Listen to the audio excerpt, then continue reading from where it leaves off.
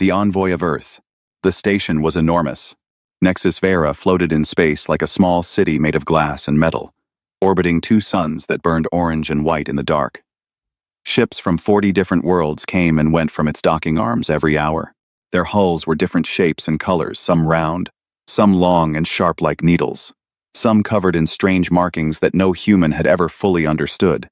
The air inside the station smelled of 100 different things, because 100 different species breathed there, ate there, argued there. It was the most important place in the known galaxy. And Ambassador Lyra Vasquez walked through its main corridor like she belonged there. She was not tall. She was not frightening to look at. She had warm brown skin, short dark hair, and eyes that always seemed to be paying careful attention to everything around her.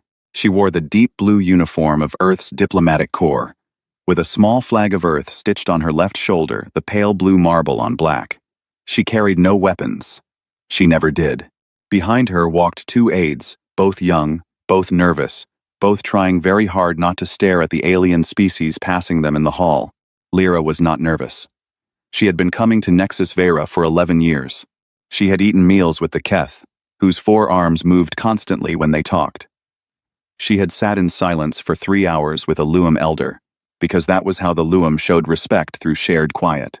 She had once spent an entire afternoon learning how to properly greet a Hesari diplomat, which involved bowing at a very specific angle while keeping both palms flat against your thighs. She had gotten it wrong twice, and right on the third try, and the Hesari had laughed a sound like wind chimes and said she was the first human to ever attempt it at all. That was Lyra Vasquez. She tried, she listened, she learned. In a galaxy where most species assumed humans were loud, emotional, and too young to be taken seriously, Lyra had spent her career proving otherwise, one conversation at a time. The summit she was attending was one of the largest in Conclave history. 40 species, all gathered to negotiate new boundaries for interstellar trade, mining rights in the outer reach, and the question of which young civilizations, including humanity, would receive expanded voting rights in conclave decisions. It was a big moment. Some said it was the biggest moment for Earth since first contact. Lyra knew the stakes. She had written several of the proposals herself. She also knew that not everyone wanted humanity at this table. As she turned a corner near the main diplomatic hall, she passed a group of Ven. There were 4 of them, standing together, watching her with yellow eyes that did not blink. The Ven were tall, almost 2 meters, with dark green scales, broad shoulders, and a way of holding themselves that always suggested they were thinking about a fight. They wore the gray armor of the Ven Dominion, polished clean, with the red sigil of their ruling clan on the chest. None of them said anything. One of them smiled. It was not a friendly smile. Among the Ven, showing your teeth meant something different than it did for humans. Lyra met the eye of the one smiling. She gave a small, calm nod, the way she would nod at anyone. Then she walked on. Her aide, a young man named David, leaned close and whispered, "They hate us." "Some of them," Lyra said quietly. "Not all. And hate isn't the problem. The problem is what they do with it." She had been monitoring Veen behavior for years. She knew they had voted against humanity's membership at every conclave review. She knew their ambassadors called humans the wet planet apes in private, a phrase that had been leaked by a Keth intelligence contact 2 years ago.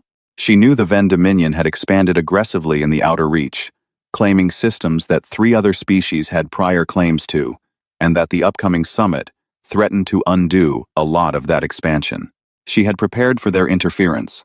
She had counter-arguments ready for every angle they might push. She had quiet alliances built with 9 other delegations, who shared humanity's concerns. She was ready. That night, she had dinner with the Luum delegation in a private room off the main corridor. The Luum were ancient. Their civilization was over 6,000 years old, and they spoke slowly, as if every word cost them something. But they were fair. They had always been fair to humanity. The elder Luum, across from her, a thin creature, with pale silver skin and large dark eyes, set down what passed for a fork and looked at Lyra for a long moment. "You are prepared for tomorrow," it said. Not a question. "Yes," Lyra said. "The Vane will try to delay the vote on human expansion rights. They have already spoken to 4 delegations." "I know," she said. "I've spoken to 6. The Luum elder made a sound that might have been a laugh. "You are unusual, for a short-lived species." Lyra smiled. "We make up for it by working fast." She walked back to her quarters late, after midnight by station time. The corridors were quieter now. Most delegations had retired. The cleaning units moved slowly along the floors, humming softly. The lights had dimmed to a deep amber, the standard night setting for Nexus Vera. She passed the central atrium, a wide-open space at the heart of the station, with a high transparent ceiling that looked out into space. The two suns had set below the orbital horizon. Stars filled the ceiling like scattered salt. She stopped for a moment and looked up. She always did that. She liked the stars. She had told Davitt once that no matter how many years she spent out here, she never got tired of looking at them. She went to her room. She reviewed her notes for an hour. She set her alarm. She slept. She did not know it was the last night she would ever sleep.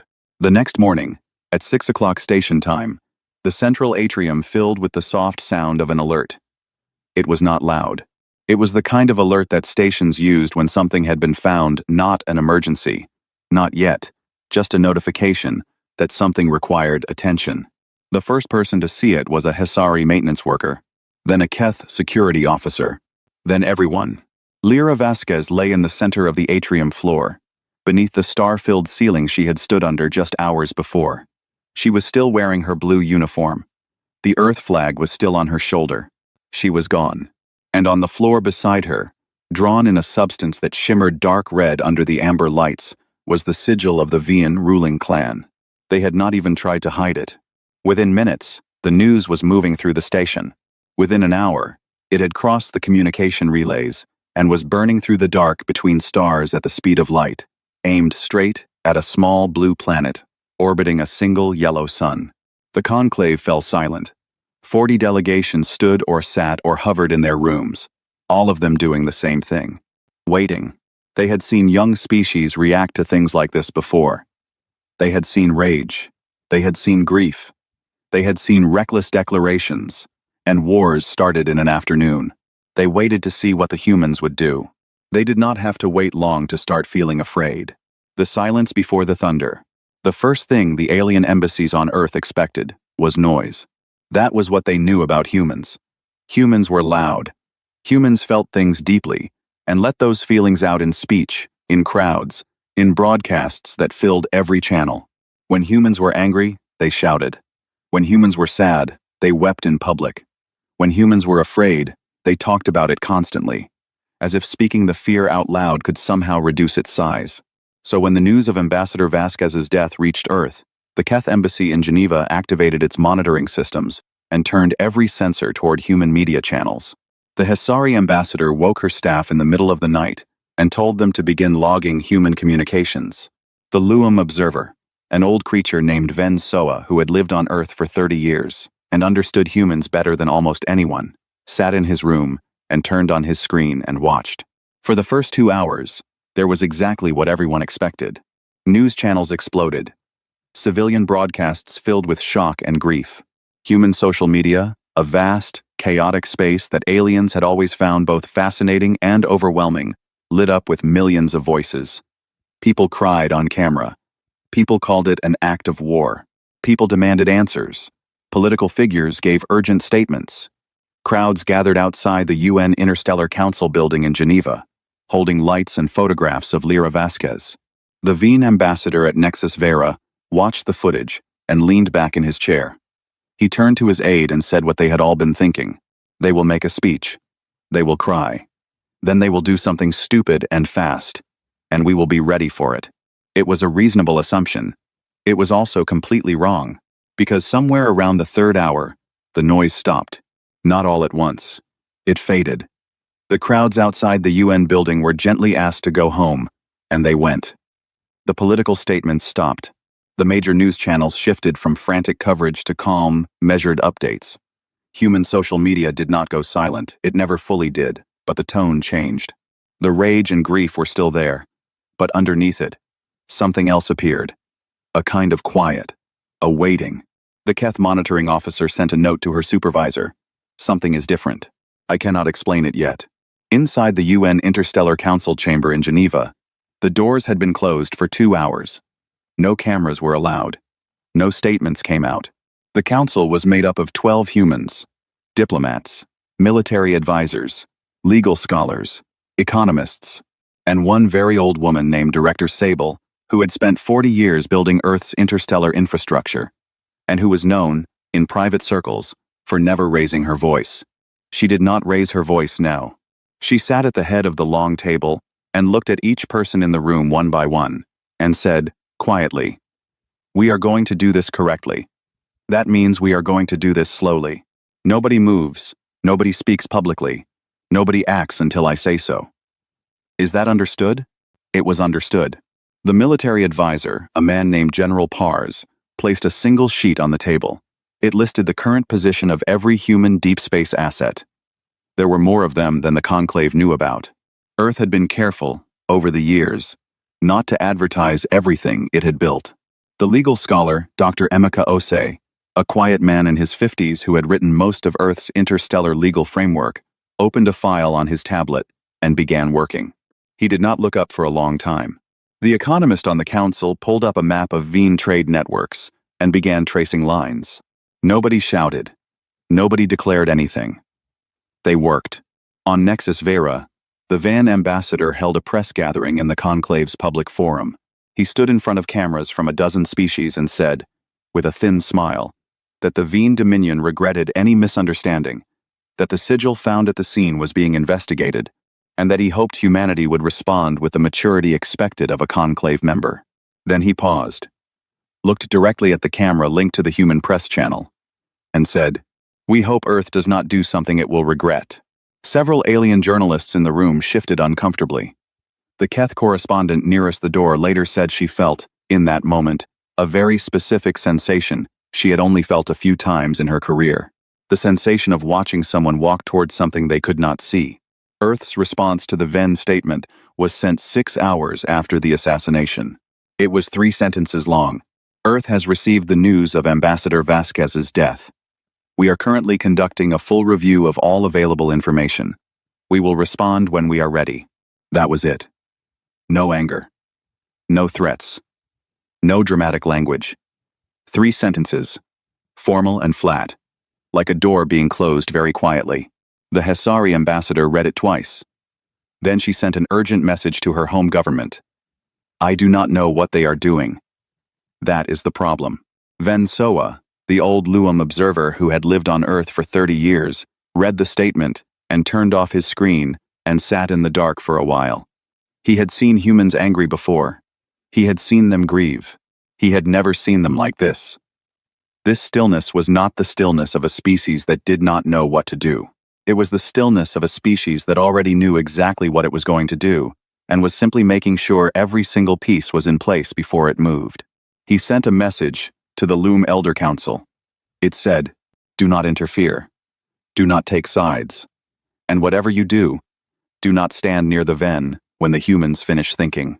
48 hours passed. The Van Dominion began moving a portion of their home fleet toward the outer lanes, a show of strength, the kind of maneuver that usually made younger civilizations nervous.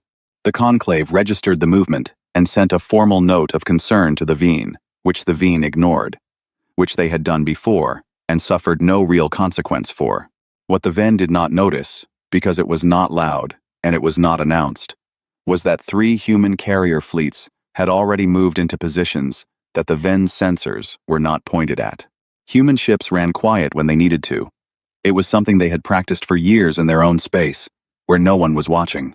The civilian shipping lanes around human territories shifted. Cargo routes reorganized. Certain supply chains rerouted through Allied space. Quietly, efficiently, with no official explanation given. A Keth intelligence analyst named Ura 6 was the one who first saw the pattern.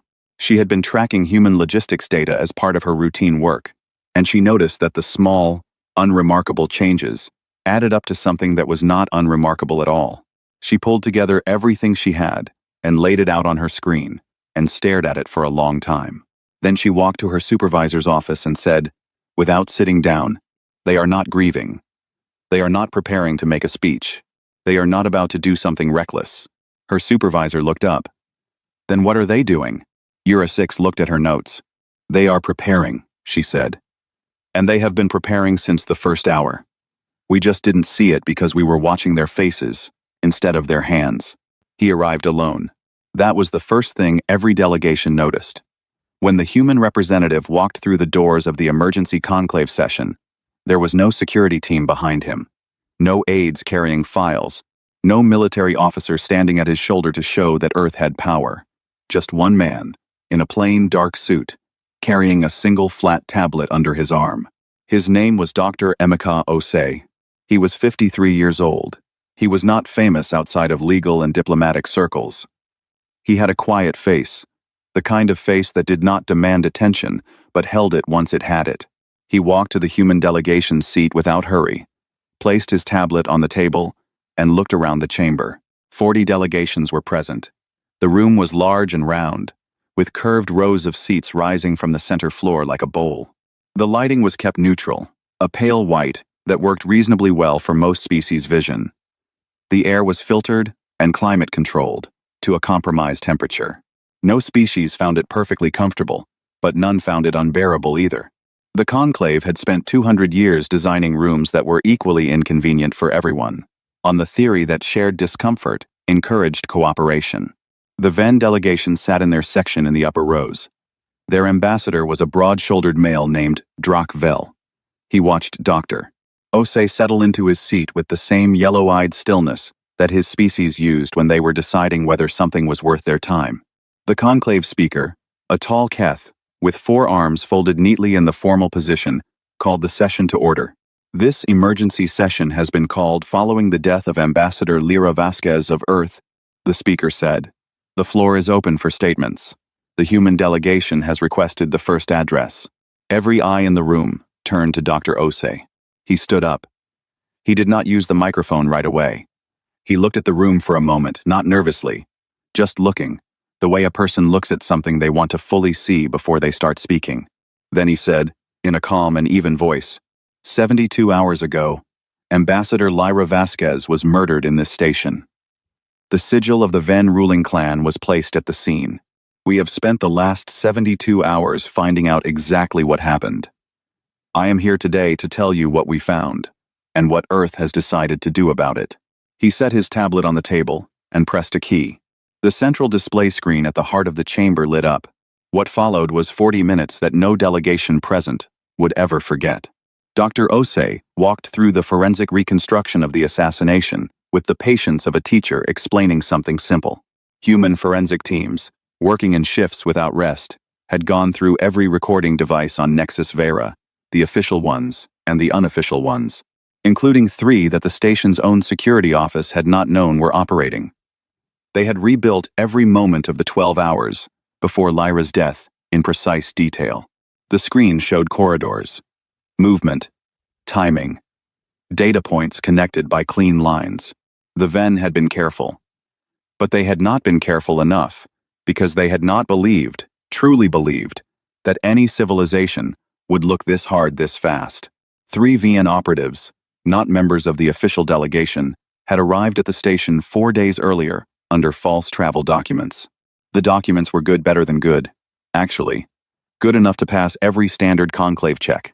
They were not good enough to pass the check that Earth's intelligence team ran after pulling records from 7 different station databases and cross-referencing them with Venn military personnel files obtained quietly through a contact network built over 9 years. The false evidence planted at the scene, designed to look like the work of a third party, a fringe group with no Venn connection, was dismantled data point by data point on the central screen. The conclave watched in silence as Dr. Osei showed them exactly how it had been constructed and exactly why it did not hold together under examination. He was not dramatic about it. He did not use angry language. He presented each piece of evidence the way a person lays out tools before starting work, organized, purposeful, with no wasted motion. When that section was finished, he moved to the next. He brought up 40 years of Venn violations of conclave law. Not a summary.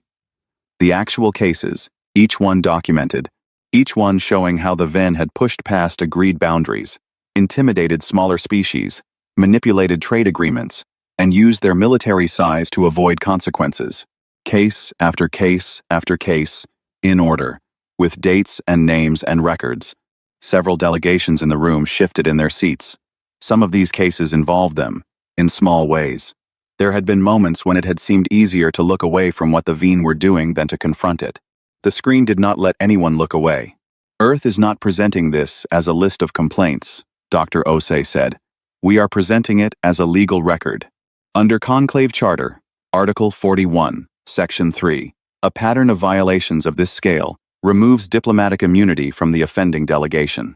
We filed the formal request for removal of Ven diplomatic immunity 36 hours ago. We are asking the conclave to vote on it today. He paused to let that settle. Then he brought up one more thing. We are aware, he said, that any action Earth takes will have effects beyond the Ven Dominion. 17 species in this chamber have trade arrangements with the Ven that make up a significant portion of their economic activity. Earth does not believe those species should suffer for the actions of the Ven government. He pressed another key. Onto the screen came a set of documents, trade agreements, economic support offers, resource sharing arrangements, one for each of the 17 species. All of them had been prepared in the last 72 hours. All of them were ready to take effect immediately, designed to replace what those civilizations would lose if Veen trade collapsed. These are gifts, Doctor, Osei said simply. Not conditions, not negotiations. We are not asking for anything in return. We are simply making sure that innocent parties are not harmed by what is about to happen. The chamber was completely silent. Drak Vel, the Veen ambassador, sat very still in the upper rows. His yellow eyes did not blink. He had expected rage. He had expected demands. He had expected the kind of loud, clumsy reaction that young species always made. The kind that was easy to deflect, easy to spin, easy to turn into a political argument. He had not expected this. He had not expected an enemy who had spent 72 hours not just preparing to fight, but preparing to make sure no one else got hurt in the process. He had not expected an enemy who had already filed the legal paperwork before the public statement. He had not expected to come to this chamber and find that the ground had already been moved under him without a single sound. He understood, in that moment, that he had made a very serious mistake. Not the mistake of killing a diplomat. That had been calculated, deliberate, designed. The mistake was who he had killed it for. He had killed Lyra Vasquez to frighten Earth, to show the galaxy that humanity's bright, warm, careful diplomat could be taken away, and Earth would grieve and rage and make itself look small. Instead, Earth had gone quiet, and in the quiet, had become enormous. In the front row, the Luam elder who had shared dinner with Lyra Vasquez 2 nights before her death sat with her pale hands folded in her lap. She looked at the screen. She looked at Dr. Osei. She looked at the neat, thorough, patient destruction of everything the Ven thought they had accomplished. She leaned to her aide and said, in the low voice of someone who had seen a great many things over 6,000 years of civilization, I have watched 50 species go to war. I have watched them rage and charge and break themselves against each other. I have never watched one do it like this. Her aide asked what she meant. Most species, she said, strike when they are angry. The anger makes them fast, but it also makes them blind. She paused. These humans waited until they could see everything, and then they made sure everyone else could see it too. Dr. Osei collected his tablet from the table. He looked at the chamber one final time. Earth will respond to the murder of our ambassador, he said. We wanted the conclave to understand, before we did, that we know exactly what happened. We know exactly who is responsible. And we have already made sure the rest of you will not be caught in the middle. He sat down. The room stayed silent for a long time after that. It came exactly 96 hours after Lyra Vasquez died. Not 95, not 97, 96, to the minute. Several analysts in different civilizations noted this later, each arriving at the same conclusion. It was not a coincidence. The humans had chosen that number deliberately, because 96 hours was exactly long enough to do everything they needed to do, and not one moment longer than necessary. It was a statement in itself, dressed up as a timestamp. Every conclave communication channel opened at once. Every species with a receiver got the signal simultaneously. There was no pre-announcement, no warning that the broadcast was coming. It simply began. Earth's Prime Minister sat at a plain desk in a plain room. No flags behind her, no dramatic lighting. No uniformed officers standing at attention on either side. Just her, and a camera, and the kind of stillness that filled a room the way water fills a glass completely, quietly, with no space left over. Her name was Amara Dione. She was 61 years old and had spent 30 years in interstellar policy. She had known Lyra Vasquez personally for 20 of those years. If she had cried in the last 4 days, she had done it somewhere private, and she was done with it now. She looked into the camera, and she spoke. She called it a declaration of consequence. Not a declaration of war. That choice of words was precise. War was a broad thing, a thing that swept up soldiers and civilians and neighboring territories and histories. A consequence was specific. It had a shape. It pointed at something exact and said, This is what happens. She spoke for 11 minutes. She laid out, clearly and simply, what Earth had determined had happened, who was responsible, and what Earth was going to do. She did not use threatening language. She did not raise her voice. She spoke the way a person speaks when they have already decided something and are simply informing others of the decision, the way a person tells you the weather, not asking for your opinion, not hoping you agree, just saying what is true. When she finished, she looked into the camera for one more second. Then the broadcast ended, and everything that had already been in motion began to arrive. The first thing to hit the Van Dominion was not a weapon. It was silence in their accounts. The Vane had built their military expansion over 40 years on a complex financial structure that reached into many parts of the galaxy trade partnerships, resource contracts, holding companies registered under conclave neutral zones, shipping agreements that moved goods through systems belonging to 7 other species. It was a web, and it was strong, and the Veen had assumed no single civilization could damage it, because damaging it would require knowing all of it, and nobody knew all of it. Earth's economists had spent 72 hours mapping every thread. They had then spent the remaining 24 hours contacting every species, every financial institution, every neutral station that had any piece of that web, and presenting them with the same simple information. Here is what this arrangement is connected to. Here is the legal documentation proving it. And here is what we are asking you to do. Freeze it. Immediately. Voluntarily. And in exchange, Earth would cover any short-term losses. Most of them agreed. Some needed an hour to discuss it. A few needed 2. None of them wanted to be on the wrong side of what was clearly coming. At the same minute the broadcast ended, every external Vane financial holding locked. Accounts, contracts, pending payments, frozen. The Vane military logistics system, which ran on a cycle of automated payments to supply depots across 4 outer systems, sent error messages that nobody on the Vane side understood at first. Officers called their financial contacts and got no answer. They called again. Still no answer. A Veen logistics commander later described the experience as trying to grab something solid and finding it had turned to air. The Ven home fleet had been positioned in the outer lanes as a show of force. It was a large fleet. The Ven had spent a century building it, and it was genuinely powerful, larger than anything most conclave species could field, and the Ven knew it. They had assumed that if it came to a military confrontation with Earth, size would decide the matter. They began moving toward the human carrier positions when they detected them. What happened in the next 4 hours was something that only a small number of living beings ever saw directly. The recordings were later reviewed by military analysts across dozens of civilizations, and the reviews kept arriving at the same uncomfortable conclusion. They were not sure what to call it. It was not a battle in the way most civilizations understood battles. It was faster than that, and quieter, and far more one-sided. Human carrier ships were designed differently from most conclave military vessels. Most species built warships to be visible large, armored, broadcasting power. It was a psychological strategy, as much as a tactical one. You wanted your enemy to see you and decide the fight was not worth it. Human ships were not built to be seen. They were built to be effective. When the Ven fleet moved into engagement range, they found that the human ships had already adjusted position twice in the preceding hour, placing themselves in configurations that the Ven tactical systems had not anticipated, could not quickly adjust to, and did not have good answers for.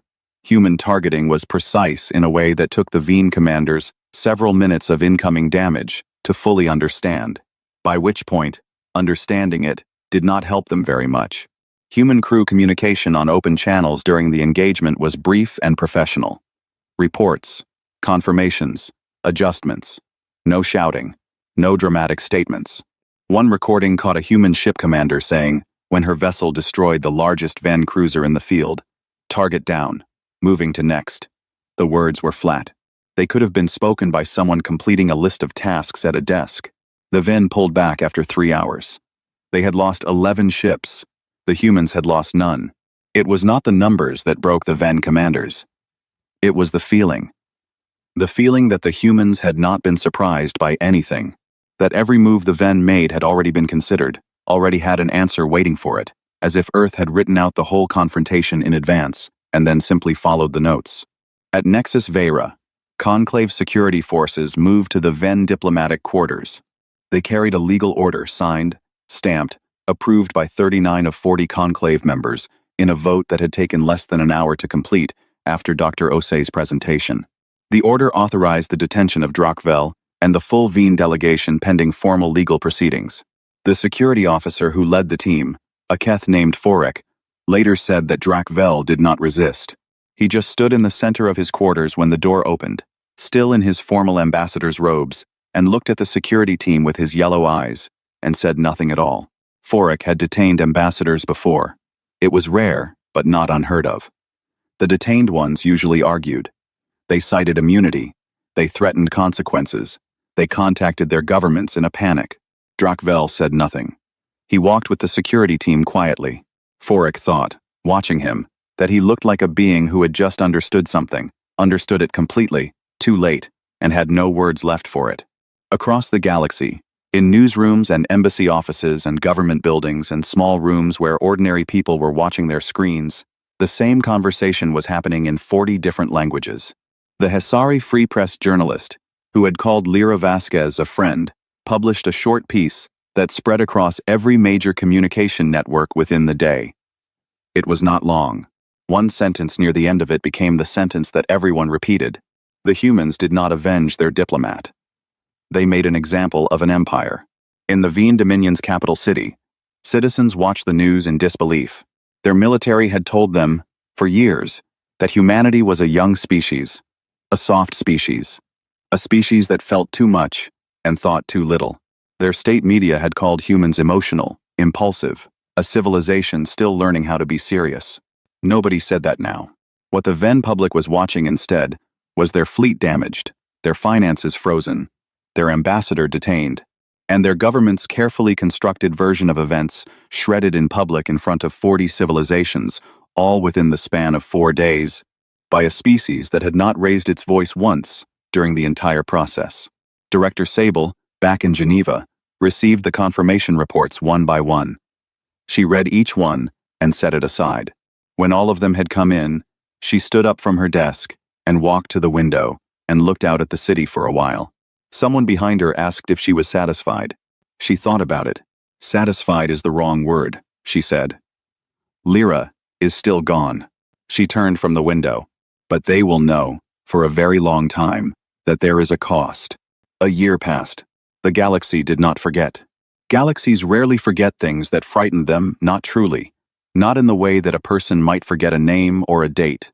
The memory of what Earth had done in those 4 days settled into the quiet corners of political meetings and military briefings and late-night conversations between diplomats who thought they had seen everything. It did not fade. It became a reference point. Before and after. Before, humanity was the young species. The new ones. Earnest, a little too emotional. Still finding their place at the table. After.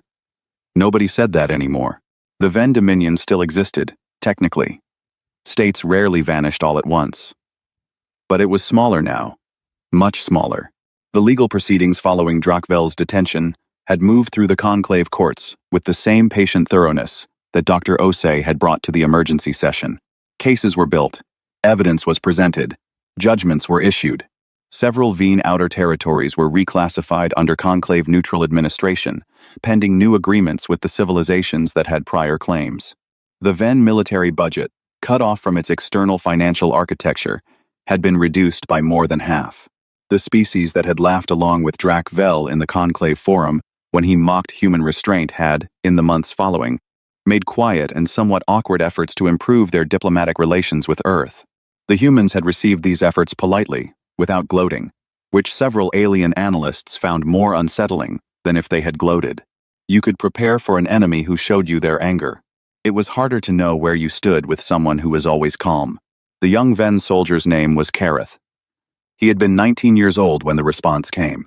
He had been stationed on one of the outer supply ships, far from the actual engagement, far enough that he had experienced the whole thing as a series of confusing status reports and a fleet that came back damaged and quiet.